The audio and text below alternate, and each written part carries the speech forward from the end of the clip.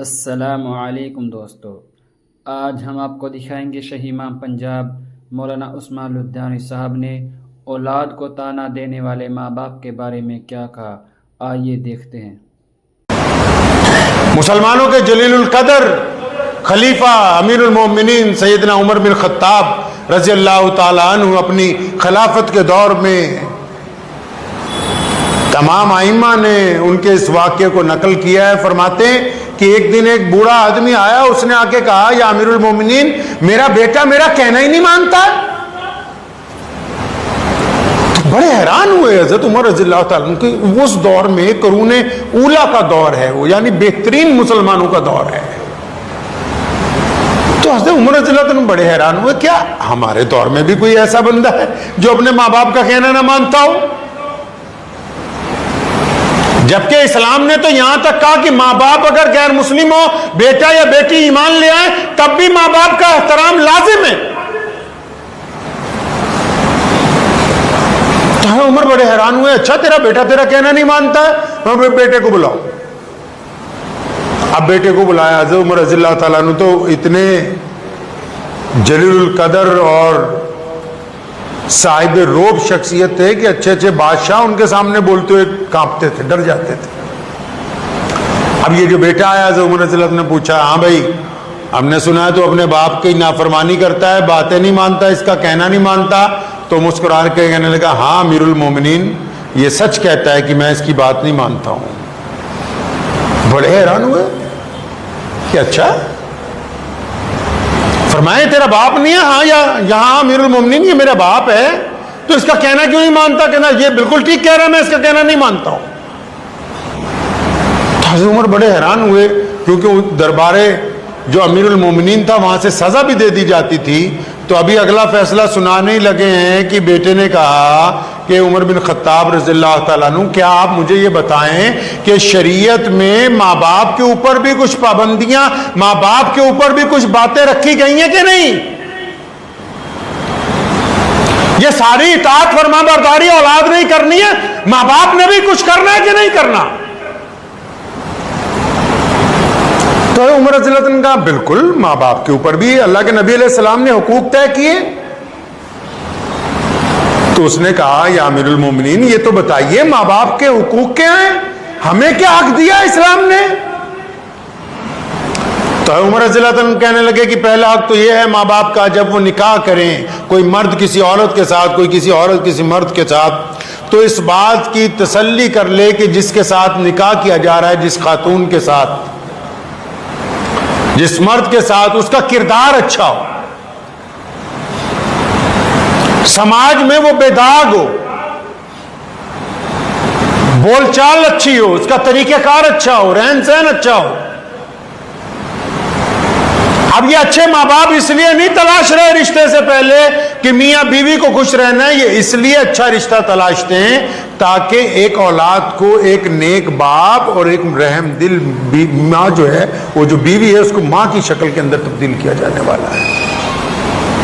تو شریعت نے پابندی عائد کی کہ نکاح سے پہلے یہ ذمہ داری بنتی ہے، خاص کر باپ کی، کہ جب نکاح کرے گا تو تمام امور کا خیال رکھے گا، کیونکہ جس بیوی نے اس کے گھر میں آنا ہے وہ صرف اس کے گھر میں نہیں آ رہی، اس کی نسل کی ماں بننے کے لیے جا رہی ہے۔ جس بندے کے ساتھ اس کا نکاح ہو رہا ہے وہ صرف اس کا شوہر نہیں بننے جا رہا، اس کے بیٹوں کا، اس کی بیٹیوں کا باپ بننے جا رہا ہے وہ۔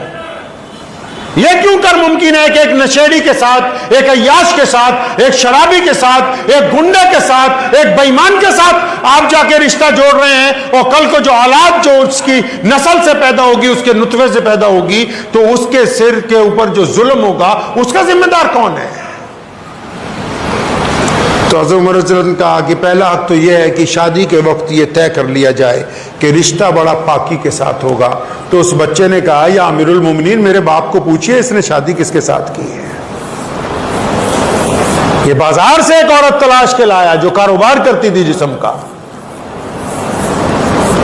تو اس کو پوچھا تو اس کی آنکھیں جھک گئیں۔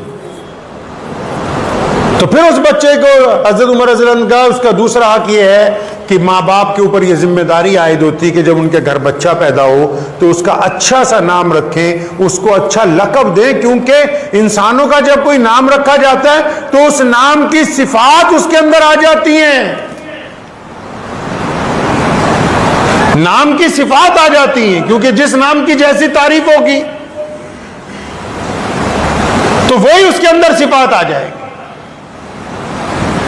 آپ اپنے بچے کو بہادر بیٹا بہادر بیٹی کہتے رہیے، اچھا بیٹا اچھی بیٹی کہتے رہیے اپنے بچوں کو، آپ دیکھیں گے 1-2 سال میں ان کے اندر وہ اثرات مرتب ہوں گے،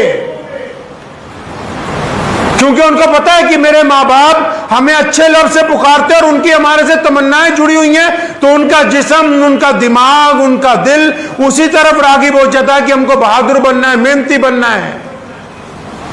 اب ایک بچے کو آپ برے لفظوں سے بیوقوف کہتے رہیے، گدھا کہتے رہیے، نالائق کہتے رہیے، روزانہ جب آپ ایک بات دہراتے رہیں گے تو اس کی طبیعت بیٹھ جائے گی، اس کے ذہن میں یہ بات آ جائے گی کہ جی میں تو ناکارہ ہی ہوں، میں تو بیوقوف ہی ہوں۔ تو اس کا ذمہ دار کون ہوا؟ اس کے ذمہ دار کون ہوئے؟ ماں اور باپ ہوئے کہ نہیں ہوئے؟ ایک ماں باپ بچوں کو حوصلہ دے رہے ہیں، ایک ماں باپ بچوں کا حوصلہ توڑ رہے ہیں۔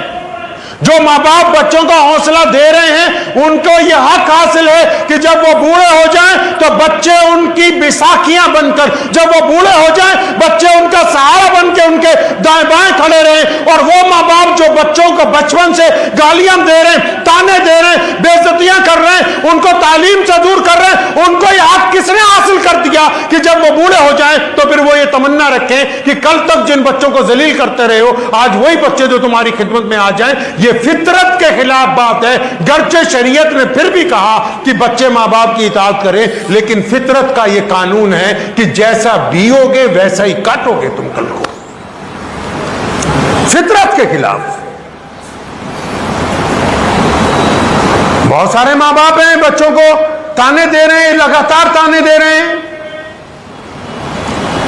اگر کسی کے 2 بچے 3 بچے 4 بچے ان میں سے ایک آدھا جو ان کو پسند آ گیا، باقیوں کی زندگی حرام کر رکھی ہے، صبح تانا، دوپہر تانا، شام تانا۔